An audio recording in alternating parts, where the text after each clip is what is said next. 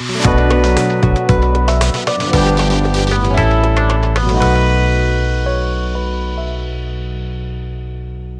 everyone, and welcome to Books Undone. I'm your host, Elliot, and today we have a spotlight number 3. I'm delighted to introduce you to one of my reading highlights of the year so far, self-published fantasy debut author Karl Forshaw. Karl, thank you so much for joining me today. Thank you for having me, Livia, and thank you for those kind words. Before we start, let me do the usual disclaimers. First, there are spoilers in the podcast, but they only pertain to the first book in the series of Luna Ruinam, Renia. We won't delve into spoilers for the incoming book number 2 or any subsequent ones. Second, this podcast is, as usual, focused on themes and meaning and our subjective interpretation of them. Therefore, you are allowed to disagree even with the author. That said, and for context, could you tell us a bit of how you designed Renia's world? That's a big question, but I suppose the least satisfying answer possible would be that it just popped into my head. And I have to be apologetic for that because I know it's not a very satisfying answer, but we were building a computer game and I had to dream up the world for it. So I guess it was a mixture of all the things I thought were cool ideas over the past, it must have been 20 years. So you'll find a lot of video game influences in Renia's world building because it was intended to be a computer game. Well, the Luna Ruinam series was. And the game we were building was much later in the timeline. So I think if we do revisit that story, it'll be around book 7. But yeah, there are things like the moon falling from the sky, which is obviously a reference to a Zelda game. And the magic system is a reference to a Final Fantasy game. And there's lots of stuff in there like that. And then there's lots of other ideas that either popped into my head or came from films that I've watched or books that I've read. I think when you're writing your first book, you just tend to throw everything in there and hope that it works because you're super excited and you just want, you're writing a book and it's a huge deal. So that's how a lot of it came about. One theme I felt as quite central to the storyline are consequences, both at the individual level, which we see in characters like Renia herself on Doratus, Peter, Vedora, and Stein, but also at the world level in terms of how the prior events continue to ripple into the present. Can we start with Renia in particular, from all the characters that I mentioned? She had quite an abruptly ended childhood, and even in her young adulthood, we can see her suffering from the consequences and how she's affected by guilt. And in fact, much of her decisions felt guilt-driven. What inspired you to explore this concept of consequences and guilt? I think that was a natural, maybe it's because I'm getting closer to 40. And I think over the past few years, with us having the lockdowns and things, there's been a lot more introspection in my own life. Obviously, having children as well, because it makes you a lot more aware of your actions and how consequences can ripple forward through their lives, which then leads you to think about things that your parents did that have consequences in your own life and, how we navigate those traumas as adults. And, that's not just speaking from my perspective, that's from lots of people that I know and love, and I started to notice because I pay attention a bit more now. I'm a bit older to other people and why they do the things they do. And I just got really interested in how trauma from childhood revisits itself upon, your adult life and your children's lives. And also how some people are defined by that guilt and carry it with them and allow it to influence their choices and the things they do and say. And how some people seemingly break out of that guilt spiral and then manage to carry it, but also not allow it to affect the decisions that they make or the things they do. And I think that's where the quote, "You either happen to life or life happens to you," comes from. And that is the central theme of the book. And I sort of reached that unintentionally. I think initially it was just, I didn't set out to write Renia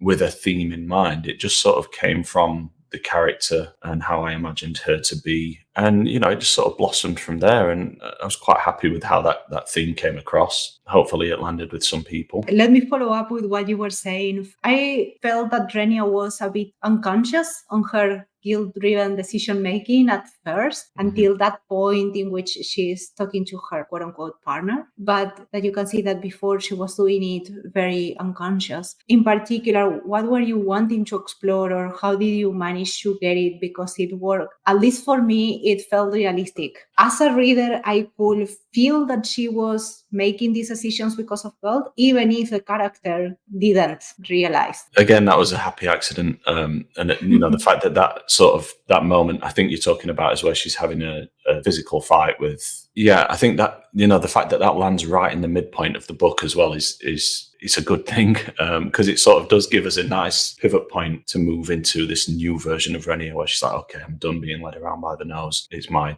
turn now. I get to be in control and I get to drive. And I think because I spent all that time in her childhood showing how she was very, very much punished from her perspective for her agency or, decisions that she'd made because she didn't understand fully what the consequences would be. She sort of lived her entire life then, fearful of consequences and not doing anything that she hasn't been told to do or advised to do out of fear that the consequences were somehow out to get her, and that she'd be slapped, if you like, the way she was in childhood for making them. I really enjoyed that moment where she just stands up and says, no, this is it, I've had enough.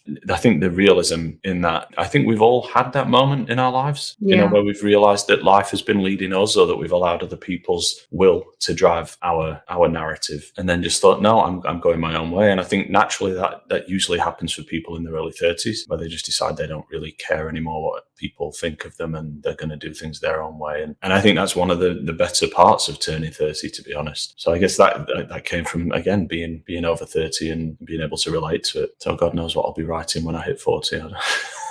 whatever generational leap that is.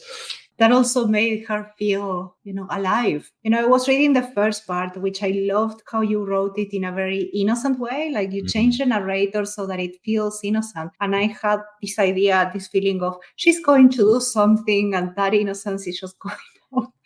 Because it felt foreboding, And then that happens and we get that, I don't want to say punishment, but the consequences of what she does ends up getting her parents killed, and that is a terrible consequence. And then we can see that marks her throughout the entire story. So that point you mentioned, I honestly felt that it was powerful, that moment of finally realizing she has agency. From that point, the story, at least to me, it stopped being things happen to Renia, but Renia starts making things happen. And again, it's like you say, it's like that moment in life in which we make that decision and it switches over our perception of life. She also had it in the book. She wasn't the only character that had that. There were many throughout the book that also had that decision-making moment. Yeah, it was a couple of things I wanted to pick up on that you said there. I think I'm very happy that you picked up on the sense of foreboding in the childhood, because, it's very difficult to write from a child's perspective and have it land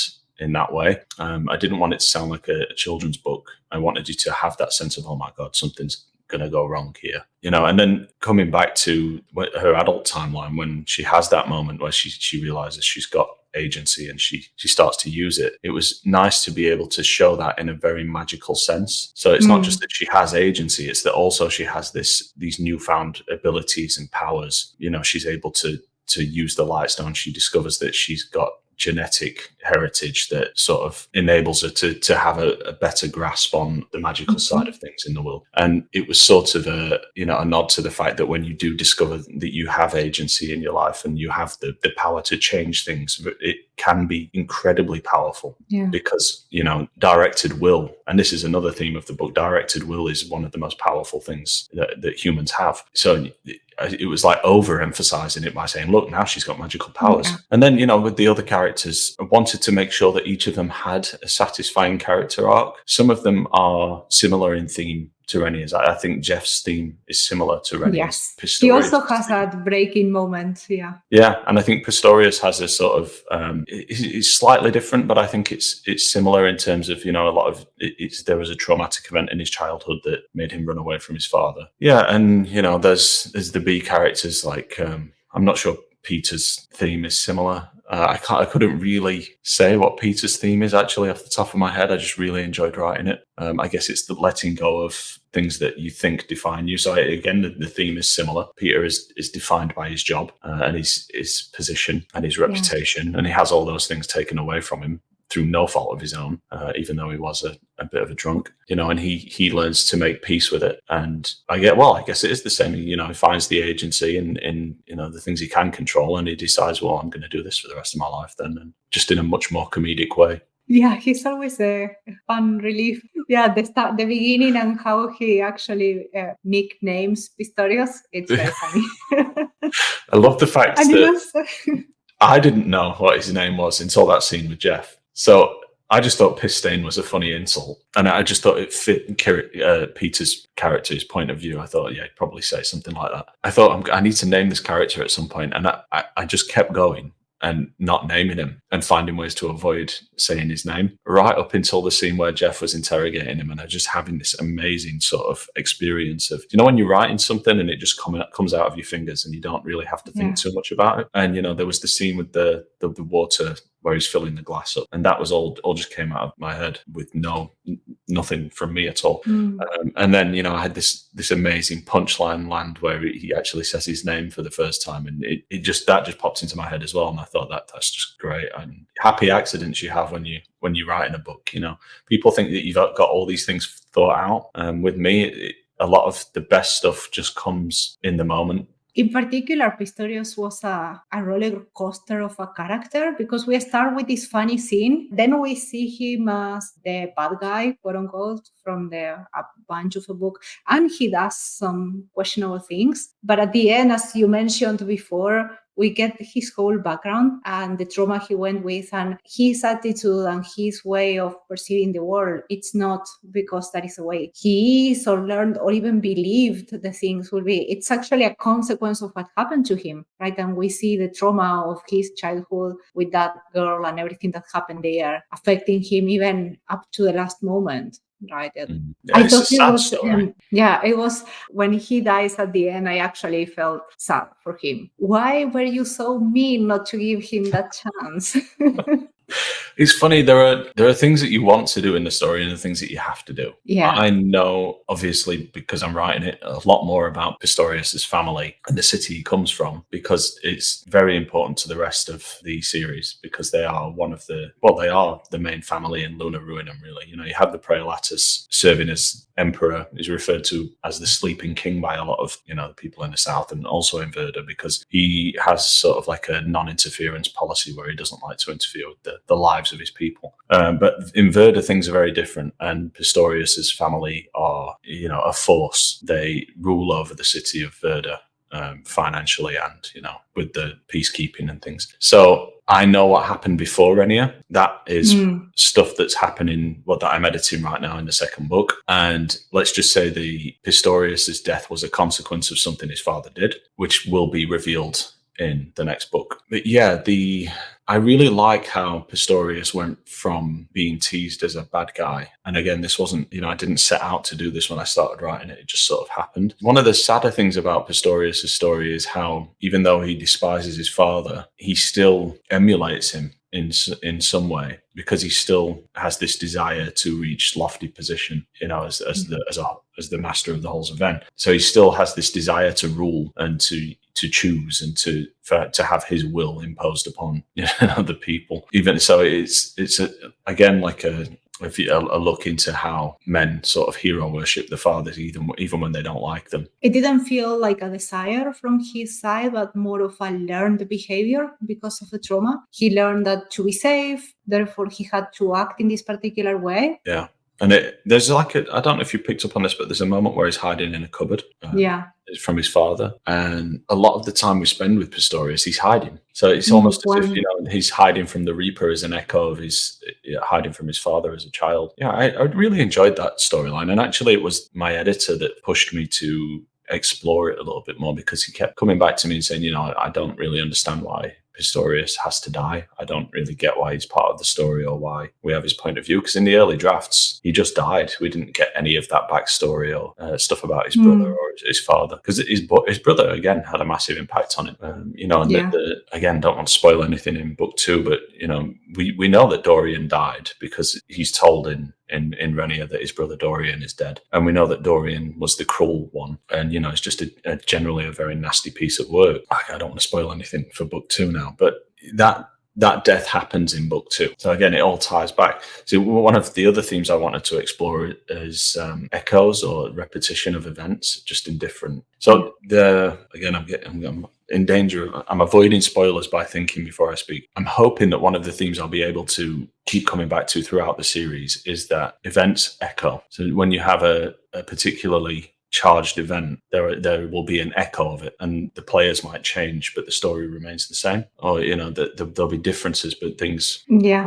Like for example, Renia starts with a fall. Yeah. So the opening image is somebody descending, and then the ending image is someone ascending, and that's echoed. That's actually an echo from the book that I've just written, the second book, and it's a literal echo in the universe. And these are deeper themes that I haven't really had the chance to explore much in Renia, because I didn't want to bombard the reader with tons of world building or thematic things in the first book. And I'm hoping that hasn't turned too many people off, because I do plan to get quite deep later on. Particularly, I loved it, so for me, go ahead and add more. I wanted to come back to what you mentioned about the echoes. We have several events like that. Something that I noticed on Renia was more than an event, like a predisposition for her to always look for the same, which was belonging. She wanted to belong to her family, and then with the other scribes and so on. And that always puts her on a weaker position, that she's willing sometimes to compromise too much just to get that belonging. I found it very interesting, that point in which she finds out about her heritage and her mother,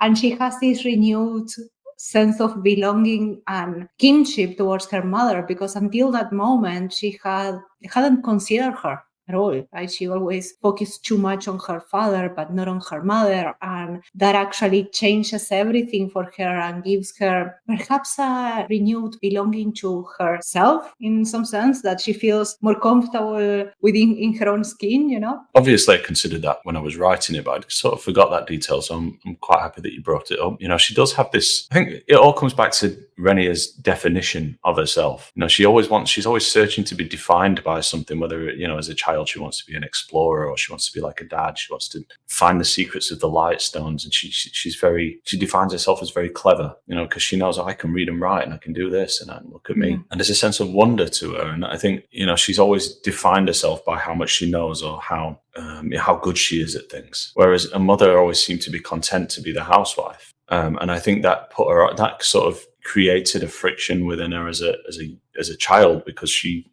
thought of herself more as an explorer and a scholar. And she assumed that came from her father, because her father was the one that was going out and collecting all the Lightstones and having these adventures in the dangerous place. And then when she does discover that her mother, may have been content to be the housewife, and she wasn't really aware that her mother was probably the mastermind of their entire situation at home, and her mother had left the halls of Ven for her own reasons, which I haven't even fully explored, really. And I'm assuming that she did it for love. Yeah, and then she has this sort of realization, like you said, that her heritage and a lot of this thirst for knowledge and this sort of latent magical ability is directly handed down from her mother's side. And I do love how that gives her that sense of belonging, because it sort of unifies what she feels inside about herself deep down, that, she's still got these desires she hasn't let go fully of, this explorer, scholar streak inside her that's screaming to come back out. And she's reunited with that through the discovery that her mother's heritage, is probably responsible for it. There are so many things in that sequence of events that I will probably forget about, that I really don't want to, because, that we have that scene where she walks into to the old room of her great grandfather or whatever. And, there's all these things like this giant tuning fork and this mirror with the ripply surface. It's this strange mirror, and then there's obviously Avis, and there's all this magical stuff that I could really go into detail about and write books about on its own. I don't know if I'll ever get the chance to do it, because it's sort of it's not relevant to it's relevant, but it's not like super important to the rest of the story of the world. But I'm really fighting the urge to do it, because I find all of that stuff fascinating. I will bring you back to a follow-up question that I had on this. You mentioned that she's always defining herself in terms of external things. And something that I noticed, and I'm not sure if you did it intentionally or not, is that at the start, Renia doesn't have the most positive view of Peter. But the more the storyline of each of them progresses, the more we can see that they are somehow similar. They are both defined by something external, which is generally their work and their achievements, right? And they cope with it in a completely different way as well, right? Yeah. So we have the same theme dividing, and it's also so common for people to get lost in their work. But in particular, were there any parallelisms between the two that you did intentionally or that you want to highlight? I think I had to show that, because Peter is so married to his position in Act 1 of the book, I had to show that Renia was a threat to his position, because, they are very similar. In terms of, they both take things very seriously, and they both believe in the sanctity of knowledge, and how important it is to pass it down in the right way, and how But also, I think Peter's sort of initially affronted by the idea that Renia has been chosen over him for something. Yeah. And I just thought it was a great sense of conflict to have two people that were only really separated by time, and and how Peter initially is concerned with keeping his position rather than being good at it. I think he's got to the point in his career where he's very aware that he's aging, and there are younger people now that are a threat to that position. The irony is, I think in the beginning, Renia doesn't have the self-confidence to take Peter's position. So even though Peter perceives her as a threat, she's not, because she wouldn't have the confidence to do it anyway. But yeah, it was fun. And I think it's a shame, actually, that there isn't a lot of back and forth between Peter and Renia later on. And I think that a lot of that, again, is to do with Renia's guilt over Peter being retired. Yeah, it's another thing I hadn't picked up on. You're very good at this. Following up, tying this with what you were mentioning of Avos and that particular room, I loved Avos as a character. I thought he was mind-blowing, but he also had this link of consequence, right? He was tied to that room and to do something in particular until one particular moment in which he stops following orders and does something out of his own will, right? When he saves her. It also changes the character.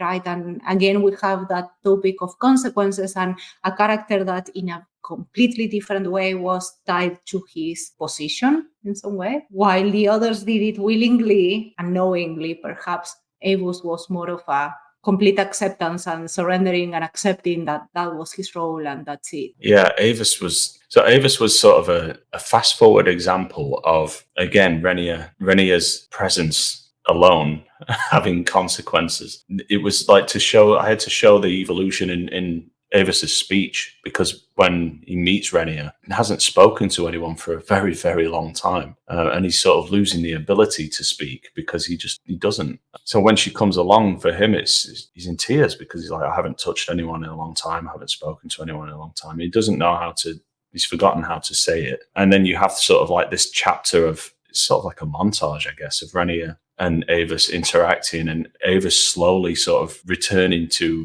where he must have been all the 100 and so years ago when his creator was around. But also, he couldn't read. So Avis spent an eternity in a room full of books that he couldn't read. So after Renia leaves him, he's got this period of time, 21 days or whatever in Avis time, which is just one day for Renia. I sort of imagined that he went and furiously read loads of stuff and became a very different person just in that day for Renia, because he suddenly had this ability to broaden his horizon, and obviously he goes back into the mirror and he has a discussion with the people in the mirror, and then he comes back determined to save Renia because she's very important, and I think his last line, so what you do for all of us is it needs to happen. And, so there's some very obvious foreshadowing there. But yeah, it was interesting for me because I don't really write short form stuff. Really, that whole chapter came about as a consequence of me having to get something done, in a short amount of words. because I had all these other arcs going on that were heading in a certain way, and for pacing reasons, I had to squash Renia finishing her work down to a very small amount of time. So I'm like, well, how can I do that? Well, you need to dream up someone who can alter the flow of time, but then you can't keep that character because he's too powerful, Yeah. So it was a great exercise in problem solving for me, because I had to make that work. I could have done it in a really cheap way and said, oh, he's a guy. Yeah, she needs to get these books finished. Here's a guy who can slow down time. It all happens in a chapter, boom, boom, closed. I thought that's not going to work and it's going to feel really cheap. So I had to make it so that Avis was A, compelling, B, interesting enough to pique people's imaginations, and C, lovable in some way, and then kill him. Which was very mean. Yeah. But also very well done. Thank you. What I liked of Avis is that I thought he was a nice representation of how other people can influence one's personality. At the start, when we meet him, he almost thinks of himself like a tool, not like a person that is alive, but a tool that is meant to help other people. And we can see that in the way he clutches Renia from her leg to encumber her the legs. It's very sad. And the more he interacts with her and the more that she treats him as a person, the more he changes, right? And he starts perceiving himself with agency that perhaps, in addition to the knowledge he acquires, leads to his ability of finally making a decision rather than following commands. Yeah, and it has that sort of that ring to it as well. Of you normally get in Act 1 of a book, you'll get a moment where somebody tells someone what their weakness is and exactly how they should fix it, and then that person ignores it. Renia knows what her problems are, and she recognizes them in Avis. And she encourages Avis, come on, let's go outside, let's do this, let's broaden your horizons, let's learn to read. And Avis is reluctant. So I've got these two things that are happening simultaneously, and one is a reflection of the other in some way. And also it's because we don't get because we lose the childhood timeline in chapter 10, it was nice to bring some of that innocence back in Act 2. To bring that feeling of innocence back, because it's sort of an echo of, or it's sort of like a foreshadowing that Renia is about to find some of that wonder that she had, and it's like a reminder of who she was before the incident and, with the fire. That's something that happens sometimes with trauma, especially with children that are forced for one or another reason to grow up very quickly. They tend to keep trying to find that their adult life. And it felt very compelling and heartbreaking at the same time, the relationship between Renia and Avis, because it felt as a continuation of her childhood, right? That she was, through him, allowing herself to have that innocence or that joy. At some point they were dancing and doing other,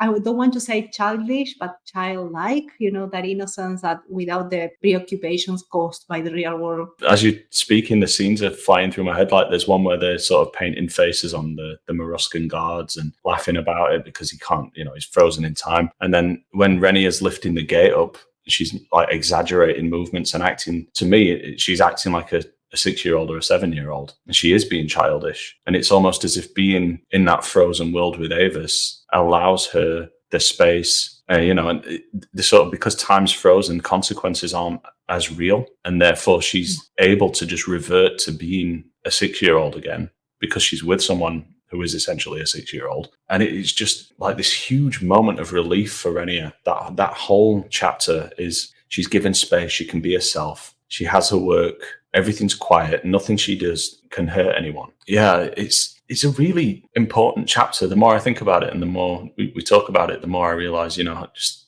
how much that actually adds to the second act. Yeah, it's almost like it helps her to make peace with what she lost when she was a child. Yeah. Talking about her childhood and her as an adult, there was a detail that in particular I wanted to ask you, is that she has this necklace, which is a shard from a light stone that her father gave her. When she loses it, it's a very stressful situation because we just had everything going on with the book, same time that she lost, quote unquote lost, because it's not really her fault. But then we have the situation with the shard, and her reaction is a bit exaggerated. She goes into the room of her lover and everything, and to me, it didn't feel like if she was recognizing what was happening, but was more like that little shard was a lifeline to her past, to who she was, to where she came from. And the reaction was proportional to that perception rather than the fact of losing a necklace or even considering that her boyfriend may have been trying to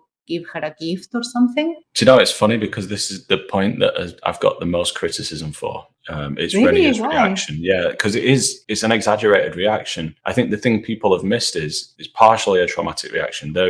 And this may be a spoiler for some of the wider series, but I think it's probably important that I say it now just so it doesn't look like I shoot it in. Renia hears whispers throughout the book. And it's there in black and white. She's being told, she's being urged. There's like the name Dale is put in her head, and she's being whispered to by something that she doesn't really understand. And I think it's reasonable to say that that's her trauma whispering to her, but it actually isn't. And this is confirmed by the Praelatus, and when he's having a discussion with Vendor about how Renia's actions aren't entirely her own, and because Renia doesn't trust her own agency and her own will, she's being influenced by something else. Her behavior is being manipulated by something greater, something very powerful. The Praelatus talks about a sour song from the wastes. And it's a very important part of the wider arc of Luna Ruinam, is that if you give up your will will be directed for you.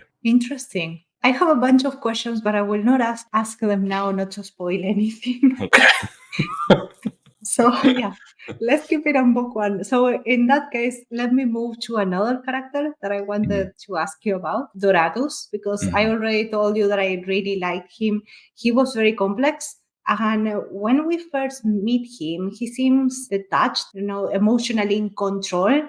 But the more we actually tie up the different storylines, especially the one regarding his son, we can see that he has a lot of baggage and that he's perhaps trying to be so emotionally detached, not only because of his age, but also to remain sane. And he has this, like Renia, sometimes it feels like she makes decisions based on guilt. Doratus sometimes feels as if making decisions based on regret. Yeah, so when I was writing Vendor or Doratus, the character that I held in my head was the one that was present during the Moonfall, which was 150 years or so prior. So because he is effectively immortal, I had to think about what were the important things that happened to him before he was granted immortality, and how does one deal with not just a single lifetime of baggage on your shoulders, but 2 or 3, and how would that affect his way of life?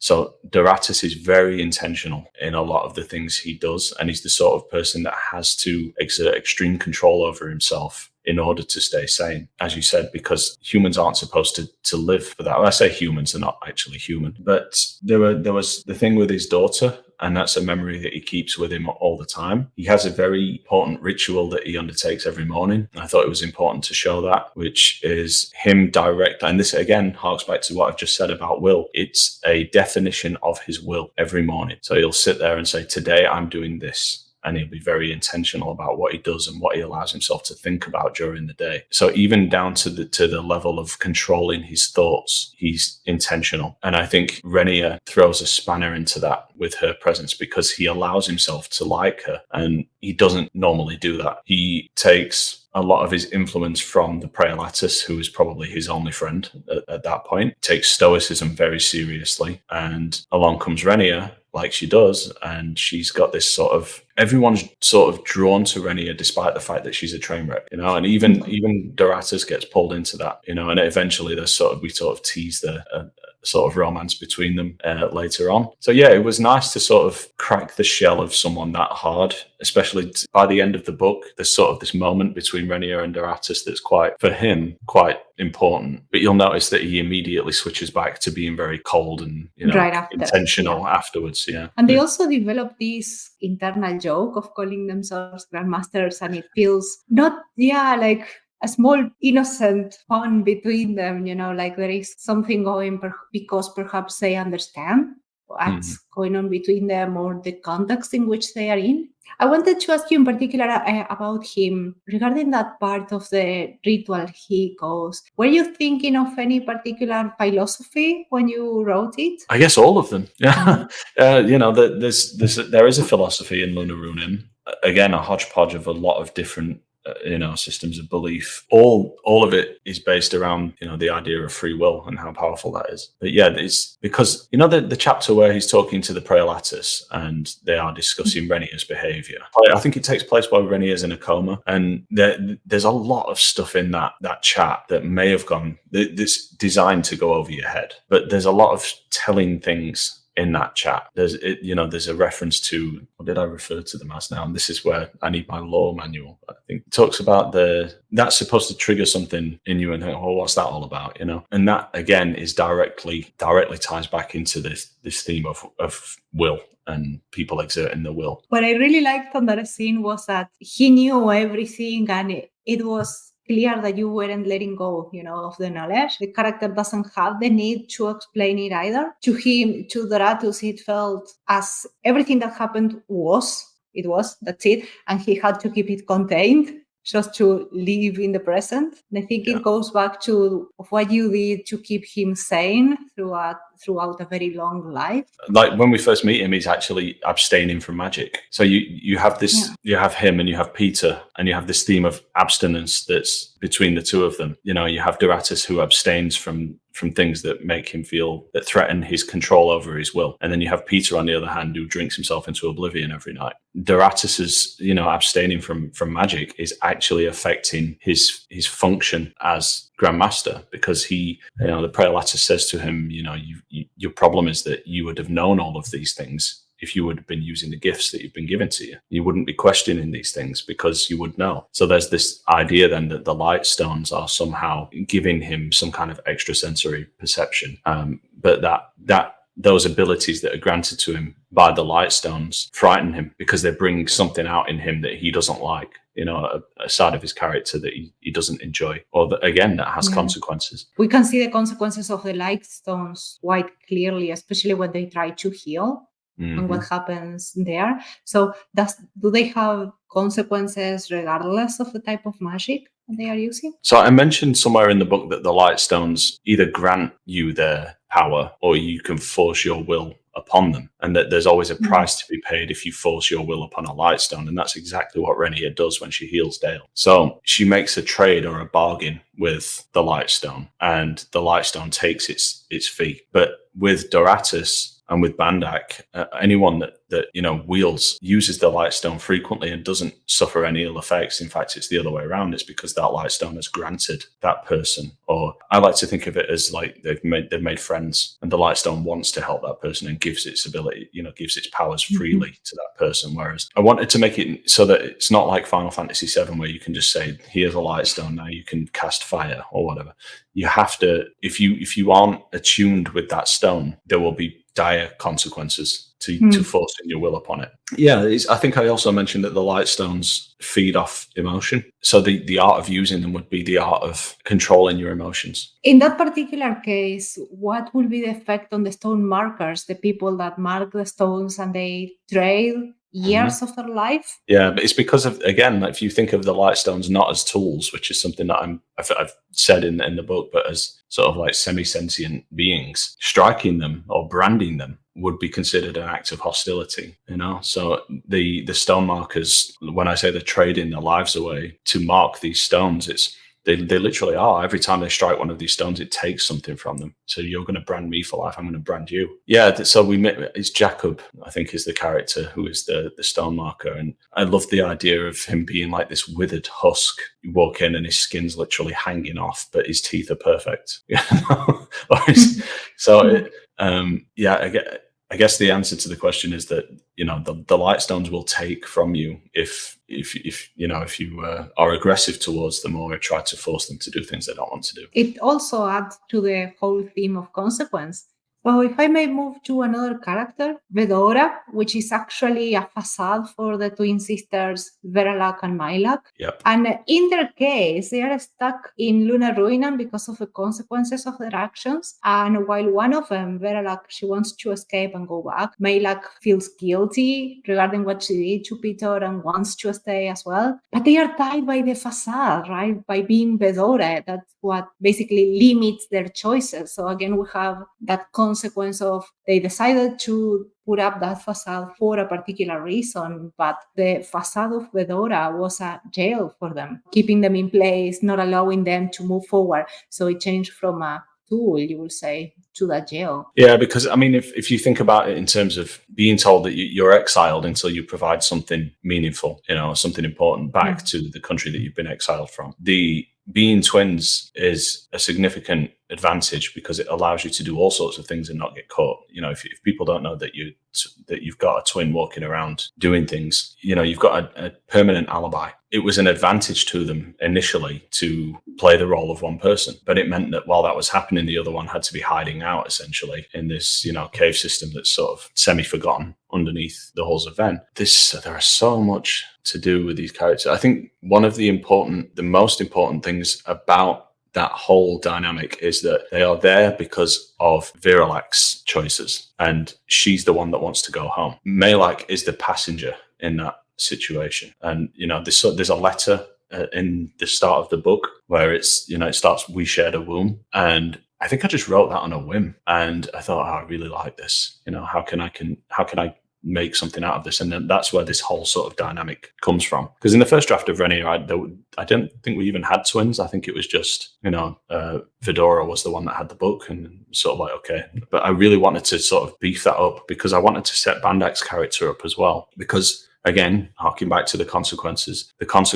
of Viralak having children and then trying to hide them from the five was that the children were taken from her and she was exiled. So then you've got this character, Bandak, who has grown up in an institution, essentially being honed and trained to be a Reaper from birth. You introduce then this complicated relationship with a mother who she hasn't seen for a very, very long time.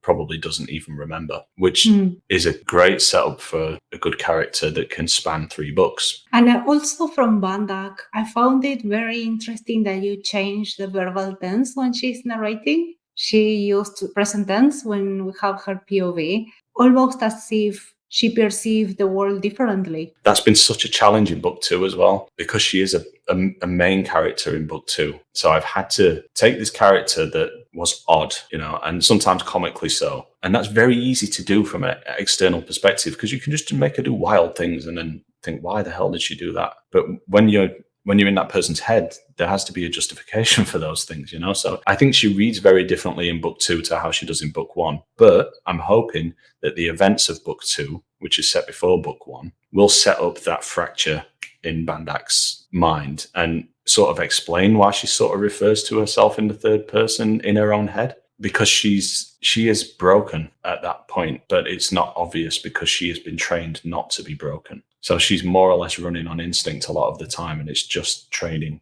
kicking in all the time. And we see that there are breaks in that even throughout the book, because Bandak's an impatient person, and when she's forced to wait for her mother to complete the copying of the book, she becomes more introspective and she spends time in the library. She does a lot of things that you wouldn't expect a badass assassin in black leather on, to do, and develops this sort of feud with the librarian that is hilarious. She's a great character. I've got so many plans for her. Now I'm even more excited for book 2. Regarding her, I wanted to ask you, I'm not sure if this was intentional or not, but I saw some similarities between her and Avos in the sense of how they perceive themselves both as a tool until something happens. And then for her, it's not that clear that she actually gets a different perception, but there is some character growth, especially how she behaves with Sundance, and actually shows Sundance more emotion and affection, perhaps, that she does to her mother. Because I think Sundance represents what she would have imagined her mother to be like. And I wanted to introduce this theme of like what happens when you have an absent parent. children are prone to fantasy, and when a parent becomes absent for whatever reason, the child starts to build an imaginary parent. And I think that Bandak, all those nights where she spent sore and broken from the training, probably imagined a mother like Sundance was with her when she was on her own at night recovering from her wounds. At least that's how I wanted it to come across, as if like Sundance would have been the mother that Bandak wanted, but the one she actually got was, I guess, a little like her. Yeah. And then you've got this sort of awkward situation where she likes to use humor as a defense. So when she is sort of face to face with her mother and her auntie, she's sort of comically detached from the situation. But then we do get glimpses of something deeper later on, particularly with her mother when they're saying goodbye. But Bandak is the sort of character that creates strange bonds with people based on fantasy. So you'll notice that she creates this entire narrative about her and Jeff being a married couple, and Jeff has given her nothing to think that would ever happen, but she's completely invested in it. She's like, yeah, this is it. This is my future husband, and and you don't even know whether that's something that she's able to do or, and then she obviously feels a certain way about Renia by the end of the book because she waves her off. And then, even in the second book, I have her having this odd relationship with a stable master just because she finds him incredibly amusing. But the reasons are never clear. And I think that's one of the things I like about Bandak is that her motivations aren't as obvious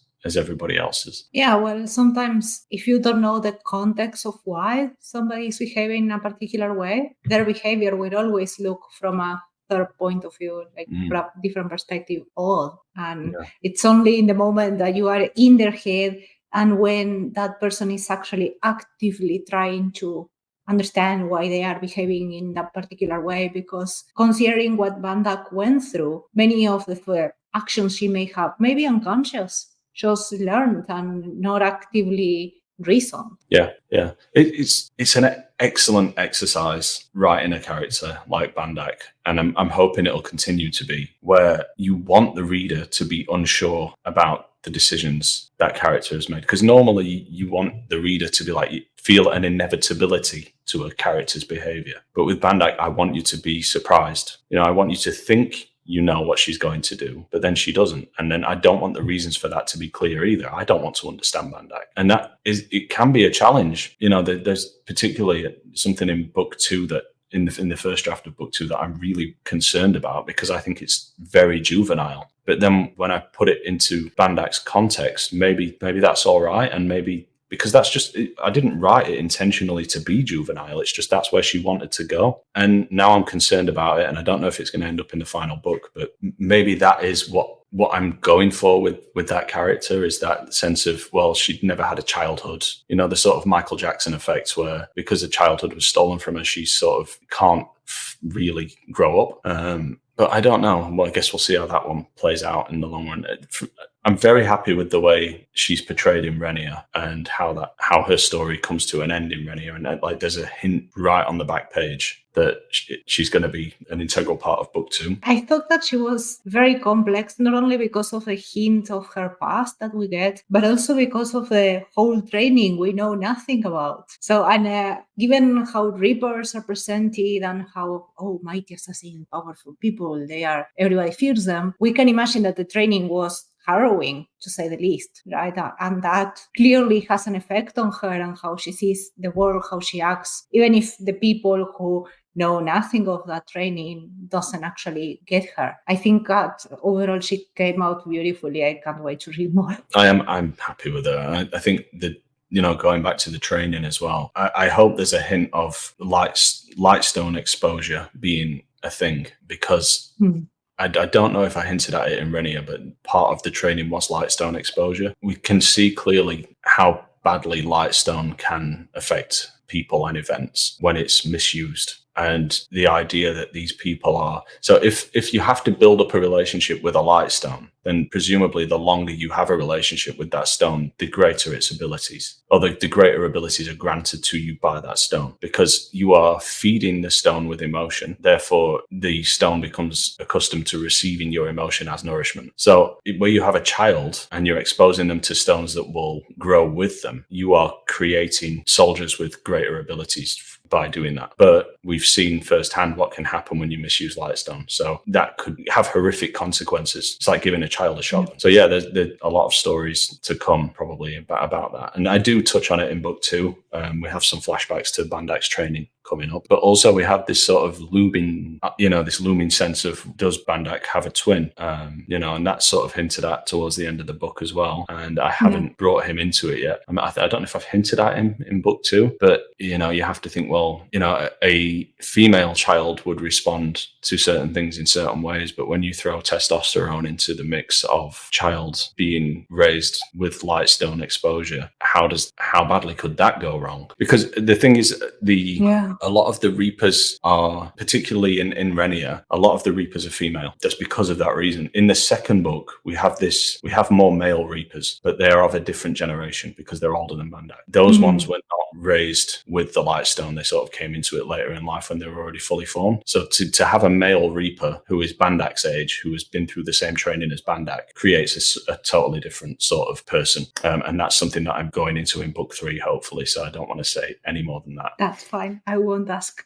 That was a terrific discussion, and I hope that you enjoyed it. Before we leave, I want to give a special shout out to James, one of my newsletter subscribers, who sent me one of the questions I asked here. So if you want to get news on the podcast, my own writing, participate in bookish discussions, and, send questions for the authors on the spotlight, subscribe to my newsletter. The link will be in the description. That said, thank you so much, Karl, first of all, for writing Renia, and also for being here. It was a pleasure to host you. The pleasure's all mine, Livia. Thank you for having me. And thank you for reading my book and giving me the chance to talk about it in such depth. I don't think I've actually had a deep dive discussion like this with anyone other than my mother.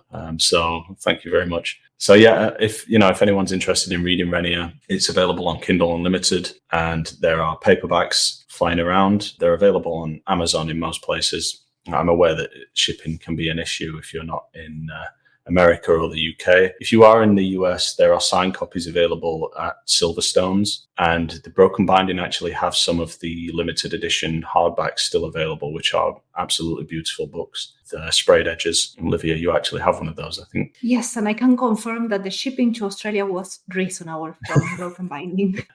So there are, I'm going to put a coupon up on my website. The coupon code will be Livia, and that will give you a 60% discount on the paperback if you should like to buy one. Yeah, and book 2, I'm hoping, will be available later this year. I'm still waiting for a slot with the editor, and it will depend on, how well it works or doesn't work. I'm already pretty happy with it, and I'm hoping it will come. And also, I'm hoping to have another book drafted this year, which is not set in Luna Ruinam. So that'll be interesting. Looking forward to it. Please like and subscribe if you liked my podcast. Thank you for listening, and happy reading.